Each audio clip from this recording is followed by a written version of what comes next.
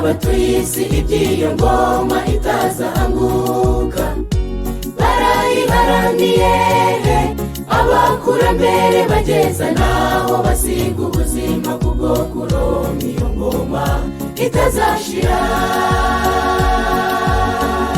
Ubuzima bwacu buri mu kaga nshuti, niba tutiyunze n'umwami w'amahoro wadutegurire ejo hazaza heza. Iminsi ni mibi iraduhenda ariko iherezo rizagera. Ubuzima bwacu buri mu kaga nshuti,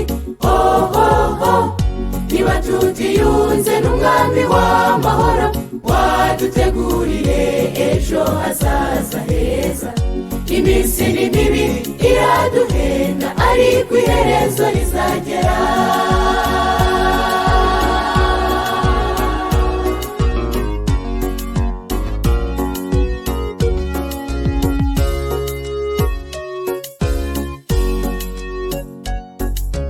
Dukwiye gutegura hazaza twisunga umukiza twiboneza cyane. Nibitaba bityo imbaraga y'umwanzi zadukura mu maboko y'umuremyi, mureke twisunge uwanesheje. Ubuzima bwacu buri mu kaga nshuti, niba tutiyunze n'umwami w'amahoro wadutegurire ejo hazaza heza. Iminsi ni mibi iraduhenda ariko iherezo rizagera. Ubuzima bwacu buri mu kaga nshuti, niba tutiyunze n'umwami w'amahoro wadutegurire ejo hazaza heza.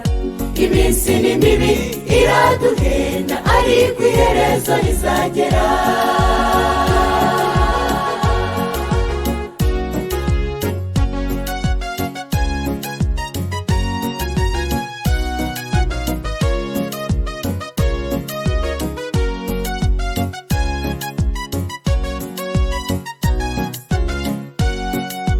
Bagenzi, muri mu rugendo rujya mu ijuru nimwihangane. Nubwo isi tubabaza ariko hari igihe tuzabaho ubutazongera kwibuka ko twababariye muri iyi si mbi. Ubuzima bwacu buri mu kaga nshuti, niba tutiyunze n'umwami w'amahoro wadutegurire ejo hazaza heza. Iminsi ni mibi iraduhenda ariko iherezo rizagera. Ubuzima bwacu buri mu kaga nshuti, niba tutiyunze n'umwami w'amahoro wadutegurire ejo hazaza heza. Ariko hahirwa abamwisunga, abo bazaba mu munezero. Ariko hahirwa abamwisunga, abo bazaba mu munezero. Ariko hahirwa abamwisunga, abo bazaba mu munezero.